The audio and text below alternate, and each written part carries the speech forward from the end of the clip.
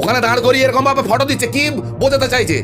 মুসলিম জাতির লজ্জা যারা ওই মসজিদে ওই ইমামের জায়গায় যারা ওই নির্মল মাঝিকে নিয়ে গেছে, ধর্মটাকে নিয়ে চালাকি মনে করছো তোমরা? নির্মল মাঝি কখনো বলছে মমতা বন্দ্যোপাধ্যায়কে যে উনি আল্লাহ, ওরা মমতার উম্মত, তাতেই তো বলছে দাদা জিন্দাবাদ, দাদা জিন্দাবাদ। আরে কারা? আরে ধর্ম শেষ হয়ে যাচ্ছে। যারা যারা এর সাপোর্ট করবে সব গাদ্দার, সব মুনাফিক। যারা নামাজ পড়া যাবে না, যারা যারা মসজিদে ঢুকেছে তাদের সঙ্গে কথা বলা বন্ধ করে দিন। নির্মল মাঝি ডাক্তারবাবুকে নিয়ে ঢুকে গেল, যেন মাসিয়া চলে এসছে, নাটক চলছে, চালাকি চলছে, ইসলামটাকে নিয়ে মানে বোকা বোকা খেলা খেলছো তোমরা। 2 টাকার বিক্রি হওয়ার লোক। জাতির লজ্জা, মুসলিম জাতির লজ্জা, কিছু মুনাফেকের লজ্জা। মুনাফেক, ওই মুনাফেক গাদ্দার যারা ওই মসজিদে ওই ইমামের জায়গায় যারা ওই নির্মল মাঝিকে নিয়ে গেছে। আমি কোনো ফতোয়া দেওয়ার লোক না, আমি কোনো ফতোয়া দিতে পারি না, তবে এটুকু বলতে পারি একজন মুসলিম হিসাবে যে ওই সকল মানুষ মরে গেলে ওদের মাটি দেওয়া জায়েজ কিনা দেখতে হবে, ওদের জানাজার নামাজে দাঁড়ানো জায়েজ আছে কিনা দেখতে হবে। এ নিয়ে বড় বড় মুফতিদের সঙ্গে আপনারা আলোচনা করুন। কারণ যে প্ল্যাটফর্ম, যে মেম্বার হজরত মোহাম্মদ সাল্লাল্লাহু সাল্লাম, যিনি ওই জায়গাতে দাঁড়িয়ে, ওই মেম্বারে দাঁড়িয়ে ইসলামের দাওয়াত তথাপি সত্যের পথে, ন্যায়ের পক্ষে, অন্যায়ের বিরুদ্ধে সব কিছুর পক্ষে থেকে অন্যায়কে যাতে না করা হয়, সেই প্ল্যাটফর্মটার নামই হচ্ছে ইমামতি প্ল্যাটফর্ম। সেই প্ল্যাটফর্মে হজরত মোহাম্মদ সাল্লাল্লাহু সাল্লাম থেকে শুরু করে তার সাহাবারা, অনেক আল্লাহর ওলিরা ওইখানে গিয়ে তারা খুতবা দিতেন, বায়ান করতেন। আজ সেই জায়গাতে একজন নাপাক, যারা পেচ্ছাপ করে জল নেয় না, যারা মুসলিম দেখলে ঘেন্না করে, তাদের কান নিয়ে মসজিদে যারা ঢোকালো, ওদের উচিত হবে, ওদের সঙ্গে পুরো পাড়ার উচিত হবে মরে গেলে ওদের কবরে মাটি দেওয়া। আর সব থেকে দুর্ভাগ্য বিষয় একটা, এ জাতির কাছে আমার লজ্জা, এ জাতির কাছে আমার একটা বিশাল লজ্জা। কিছুদিন আগে নূপুর শর্মা বলেছিল নবী করিম সাল্লাল্লাহু সাল্লামের নামে, তাকে ভারতবর্ষের মানচিত্র দেখতে পাওয়া যায় না, কোনো মিডিয়া তাকে দেখতে পাচ্ছে না। কিন্তু দুঃখ বিষয় এটা যে তিনি যেটা বলেছিলেন, একটা 6 ইয়ার ওল্ডের বাচ্চার বিয়ে নিয়ে কথা বলেছিলেন। আর তার পরক্ষণে যদি বিরোধীটা দেখা যায়, এই তৃণমূলের সিএম যিনি আছেন, মাননীয় মুখ্যমন্ত্রী, কিছুদিন আগে তো বলেছিল যে বেদ, পুরাণ, কোরআন, আমি যদি মিথ্যে বলে থাকি আমার বিরুদ্ধে মামলা হবে। বেদ, পুরাণ, কোরআন শেষ হয়ে যাবে, আমার উন্নয়ন শেষ হয়ে যাবে না, এই কথা বলেছিল তো। তাহলে সেই কথায় মুসলিম সমাজরা কোনো প্রতিবাদ করেছিল? বলেছিল দুধের গাই, মুসলিম সমাজ প্রতিবাদ করেছিল। ইফতার মেহফিলে সারাটা বছর যারা আমরা মাসে যারা ইফতার করি, রোজা রেখে করি, ওই কিছু মুনাফেক গাদ্দার যারা মানে রোজা রাখলো না, তাদেরকে নিয়ে এসে মেহফিলে ইফতার মজলিস সাজাচ্ছ, রেড রোডে গিয়ে হিজাব মাথায় দিয়ে তাকে গিয়ে ঈদের দিনে অতিথি আপ্যায়ন করছো। এ জাতির লজ্জা, এ কিছু মুনাফেকের লজ্জা। রাজনীতি করতে করতে মসজিদেও রাজনীতি ঢুকিয়ে দিয়েছে।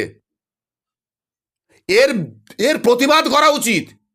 আর সব থেকে আর একটা কথা বলি তোমাদের, যে মসজিদ আল্লাহর ঘর, মেম্বার রসুলের বসার জায়গা, ওই গাদ্দার মুনাফেকগুলো জানে না। ওখানে দাঁড় করিয়ে এরকম ভাবে ফটো দিচ্ছে, কি বোঝাতে চাইছে? মুসলিম সমাজের মানুষেরা বোকা। ওই তোমার ভান্ডার গাছা কি কাজীবেড়িয়া মসজিদ, আমি ওই এলাকার মানুষদের বলবো আপনারা আইডেন্টিটি করুন, আইডেন্টিফাই করে ওই যারা যারা মসজিদে ঢুকেছে তাদের সঙ্গে কথা বলা বন্ধ করে দিন। কারণ নবীর সুন্নাহর উপরে আঘাত হলে, ওই মেম্বারের উপর আঘাত হলে, মসজিদের উপর আঘাত হলে আমি ভাই কথা বলবো। তাতে তোরা আমাকে যাই পারিস তাই বল, তাতে আমার কোনো আসে যায় না। নির্মল মাঝি ডাক্তারবাবুকে নিয়ে ঢুকে গেল, যেন মাসিয়া চলে এসছে, নাটক চলছে, চালাকি চলছে, ইসলামটাকে নিয়ে মানে বোকা বোকা খেলা খেলছো তোমরা। 2 টাকার বিক্রি হওয়া লোক, 10 টাকার বিড়ি খাওয়া লোক সব। এই জাতিকে জাগতে হবে। এই জাতি যদি না জাগে, আমি আগেও বলেছি যে আজকে মসজিদে ঢুকে গেল, 2 দিন পরে দেখবেন এরা বাড়ি বাড়ি গিয়ে নামাজ পড়বে কি পড়বে না, না সেটাও ঠিক করে দেবে। রোজা রাখবে কি রাখবে না সেটা ঠিক করে দেবে। তখন এই সমাজ গিয়ে বুঝবে, এই মুসলিম যারা এই মুনাফেক মার্কা মুসলিমরা আছে তারা গিয়ে বুঝবে যে সমাজকে কি দিয়ে গেলাম। কারণ ওই মসজিদ আমারও মসজিদ, সারা পৃথিবীতে যত মসজিদ আছে, যত মাদ্রাসা আছে, সমস্ত মসজিদ মাদ্রাসার আপনারও যতটা অধিকার রয়েছে আমারও ততটাই অধিকার রয়েছে। ওই আমতার কাজীবেড়িয়া মসজিদে আমার ওই ক্ষমতার জোরে আমি বলছি যে আগে ওই মসজিদটাকে গিয়ে না, আগে পুরো গোলাপ পানি দিয়ে ভালো করে ধুয়ে মুছে পরিষ্কার করে তবে নামাজ পড়া উচিত। কারণ আমরা যখন মসজিদে যাই তখন আমরা পাক গোসল করে যাই, এটা ইসলাম ধর্মের মানুষেরা জানে। যিনি গেছলেন তিনি কি পাক পবিত্র হয়ে গেছলেন? এ তো 2000% না। আর পাক না হওয়া পর্যন্ত মসজিদে যতক্ষণ পর্যন্ত নামাজ পড়বে, এ এলাকার আমার ব্যক্তিকেন্দ্রিক মতে ওই এলাকায় তোমার বালা মুসিবত বেড়ে যাবে। তাই মসজিদটাকে ইমিডিয়েট গোলাপ পানি দিয়ে ধুয়ে আল্লাহর কাছে ক্ষমা চেয়ে, রসুলের কাছে ক্ষমা চেয়ে, সবার কাছে ক্ষমা চাইতে হবে। আর আমি নির্মলবাবুকে একটা বলবো, আপনি ভাবাবেগে আঘাত দেবেন না। আপনাকে কেউ যদি বলে যে চলুন মসজিদে, আপনি তো জানেন যে মসজিদে ঢোকাটা বা কী ঢোকাটা একটা ব্যাপার আছে, আমাদের ধার্মিক একটা বিষয় রয়েছে। আপনাকেও এই মিডিয়ার মাধ্যমে এসে ক্ষমা চাইতে হবে, এটা আমার দাবি থাকলো। আমি জানি মুসলিম সম্প্রদায়ের মানুষেরা 100টার মধ্যে হয়তো যদি ধরে নেওয়া যায় 90টা হয়তো কম তারা শিক্ষায় শিক্ষিত রয়েছে, কিন্তু মনে রাখবে 10 জন যারা রয়েছে না, খুঁটি নাড়িয়ে দেওয়ার ক্ষমতা রাখে। কত এরকম দেখলাম রে আগল পাগল ছাগলদেরকে, সব সোজা করে দিয়েছে একটা সময় গিয়ে। আইনের জায়গাতে যদি কোনোদিন পড়ে যায় না, সব বাবাজিদের বুঝিয়ে দেবো বাবাজি কাকে বলে। কিছুদিন আগেও তো দেখা গেছে ওই নির্মল মাঝি কখনো বলছে মমতা বন্দ্যোপাধ্যায়কে বলছে যে উনি আল্লাহ, মুসলমানদের বলছে যে ওরা মমতার উম্মত।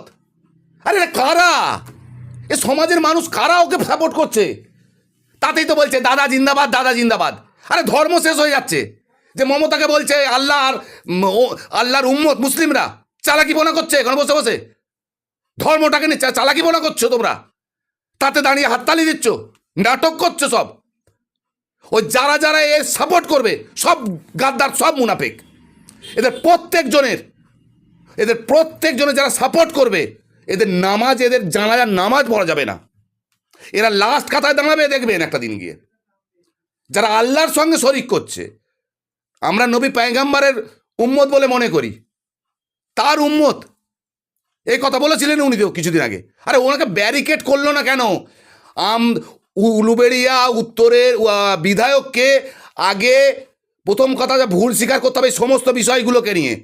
আর ওই এলাকার মানুষদের বলবো যে আপনারা জাগুন, নাহলে 2 দিন পরে ওই মসজিদের ওই মেম্বারে বসে দেখবেন বলবে ঠিক আছে অমুককে ভোট দিয়ে দিন, অমুক জিন্দাবাদ, তৃণমূল জিন্দাবাদ, বিজেপি জিন্দাবাদ, আইএসএফ জিন্দাবাদ। আমি কোনো রাজনীতি ছেড়ে নয় ভাই, এই মেম্বারে দাঁড়িয়ে বলবে।